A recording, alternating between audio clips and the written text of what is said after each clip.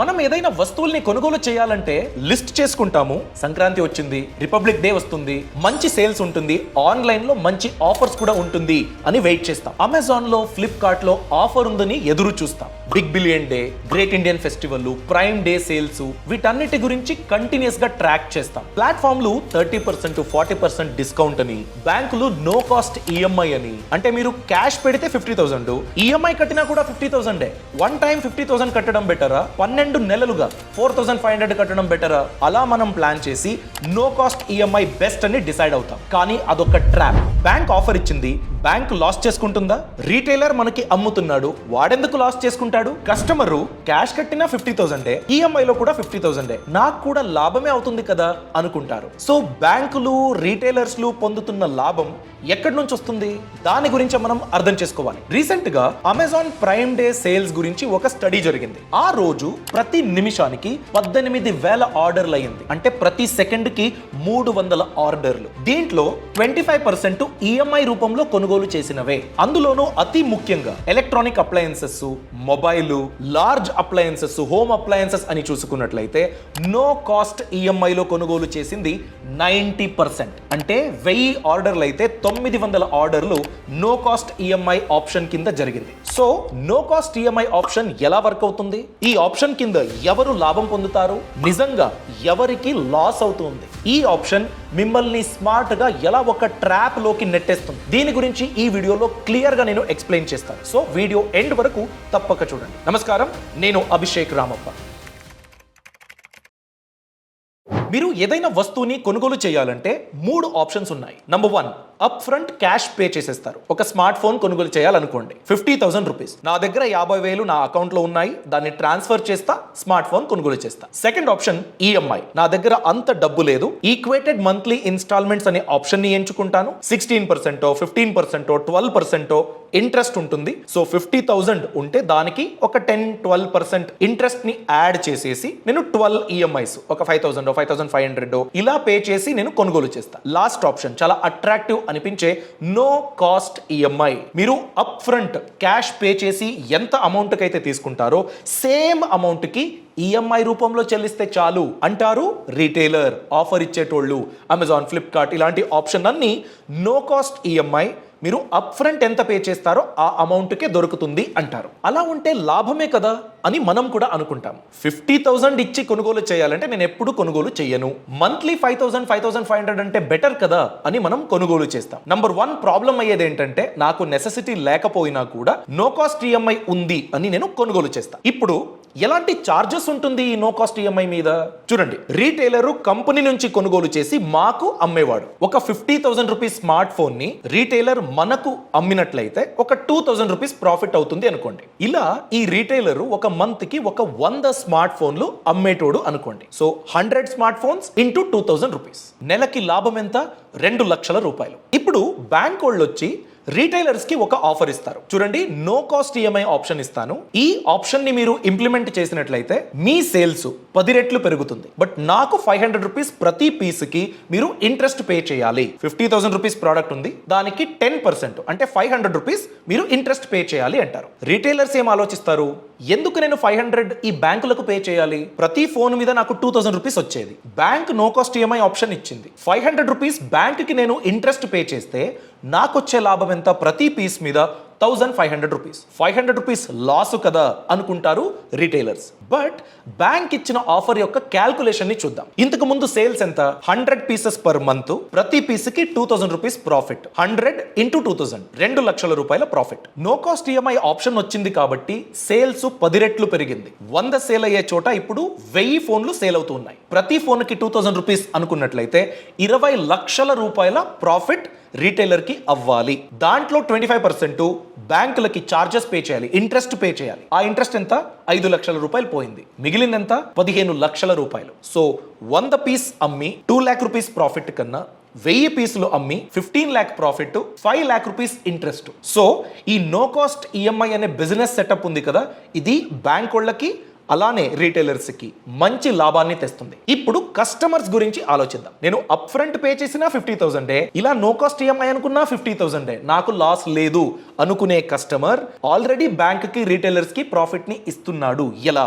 దాన్ని ఇప్పుడు తెలుసుకుందాం. ఫర్ ఎగ్జాంపుల్, మీరు 50,000 రూపాయల ఒక స్మార్ట్ ఫోన్ ని కొనుగోలు చేయాలి అని ప్లాన్ చేస్తూ ఉన్నారు. 12 ఈఎంఐస్, ఒక సంవత్సరంలో ఈఎంఐ ముగిసిపోతుంది. 50,000 రూపీస్ మీరు అలానే క్యాష్ ఇచ్చిన 50,000 రూపీస్, నో కాస్ట్ ఈఎంఐ కూడా 50,000 రూపీస్. రీటైలర్ ఏమంటాడు, కట్టాల్సిన ఇంట్రెస్ట్ ఏదైతే ఉంటుందో ఆ ఇంట్రెస్ట్ ని నేను డిస్కౌంట్ రూపంలో ఆల్రెడీ మీకు ఇచ్చేసాను అంటారు. సో దాని అర్థం ఏంటి, 4,000 రూపీస్ ఒక ఇంట్రెస్ట్ అమౌంట్ ఉంటే ఆ ఇంట్రెస్ట్ అమౌంట్ మీరు కట్టాల్సిన అవసరం లేదు. ఆల్రెడీ రీటైలర్ బ్యాంక్ కి కట్టేశారు. Point number 1. నెక్స్ట్ ఏంటంటే, మీ 50,000 రూపీస్ ఏదైతే మీరు రీపే చేయాలో ఆ 50,000 రూపీస్ ని ప్రిన్సిపల్ మరియు ఇంట్రెస్ట్ కాంపోనెంట్ అని డివైడ్ చేస్తారు. టోటల్ గా 12 ఈఎంఐస్ లో మీరు కట్టే అమౌంట్ 50,000 కదా, ఆ 50,000 ని డివైడ్ చేసి మీకు చెబుతారు. ప్రిన్సిపల్ అమౌంట్ అరౌండ్ 46,000, దానిపైన ఇంట్రెస్ట్ ఒక 4,000 రూపీస్, ఆ ఇంట్రెస్ట్ ని మనం కట్టేశాము అంటారు. దీని తర్వాత యాక్చువల్ పిక్చర్ వస్తుంది. ఏంటి ఆ పిక్చరు, మీరు నో కాస్ట్ ఈఎంఐ ఎంచుకున్నందుకు ప్రాసెసింగ్ ఫీ పే చేయాలి. ₹199 ప్రాసెసింగ్ ఫీ. ఈ ప్రాసెసింగ్ ఫీ ఏదైతే ఉంటుందో దానిపైన 18% GST. ఎందుకంటే నో కాస్ట్ ఈఎంఐ అనేది ఒక service. Okay, so processing fee 199, దానిపైన 18% GST. 199 ప్లస్ 18% ఆఫ్ 199 అంటే 36 రూపాయలు. Total 235 rupees. ఇది మీరు పే చేయాల్సిందే, 235 రూపీస్. అలానే ఇంట్రెస్ట్ కాంపోనెంట్ అని చెబుతారు కదా, దానిపైన 18% GST మీరు కట్టాల్సిందే.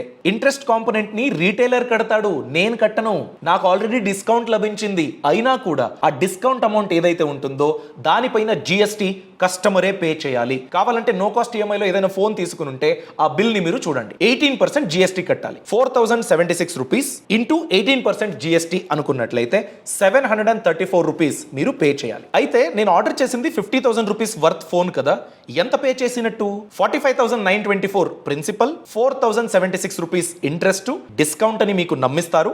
అలానే 18% GST on interest component 734 rupees, processing fee 199 rupees plus GST on processing fee 36 rupees. Total గా 50,969 రూపాయలు మీరు తిరిగి కడతారు. అంటే మీకు వచ్చిన ఈఎంఐ ఎంత, ఎవ్రీ మంత్ 4,247 రూపీస్ మీరు తిరిగి కట్టాలి. సో ప్లాన్ చేసుకున్నది 50,000, టోటల్ గా కట్టింది దాదాపు 51,000. ఓకే, సో 1.9% ఎక్కువ మీరు కట్టారు. దాదాపు 2%. మీకు ఎంతైతే అమౌంట్ చెబుతారో దాని యొక్క 2% మీరు ఎక్స్ట్రాగా కడతారు. పోన్లేండి, నా దగ్గర డబ్బు లేదు, 50,000 నేను 1 టైం పే చేయలేను, 2% కదా ఎక్స్ట్రా, పోతే పోయిందిలేండి, ఈఎంఐ రూపంలో నేను తీసుకున్నాను కదా అని మీరు అనుకోవచ్చు. ఇప్పుడే మీకు యాక్చువల్ షాక్ కనిపించేది. ఎందుకంటే మీరు కొనుగోలు చేసేశారు, క్రెడిట్ కార్డ్ లేకపోతే, ఏదో ఒక డెబిట్ కార్డ్ లేకపోతే మీకు ఆ ఆఫర్ ఉండదు. నో కాస్ట్ ఈఎంఐ అన్నది కొన్ని credit card, selected debit card, వీటిపైన మాత్రమే ఆఫర్ ఉంటుంది. కొన్ని ప్రొడక్ట్స్ కి మాత్రమే ఆఫర్ ఉంటుంది, అన్ని ప్రొడక్ట్స్ కి ఆఫర్ ఉండదు. So selected credit card or debit card. So me credit card అన్నది మీరు అక్కడ వాడుతున్నారు. ఒకవేళ ఈఎంఐ స్కిప్ అయిందో మీ క్రెడిట్ కార్డ్ దెబ్బతింటుంది.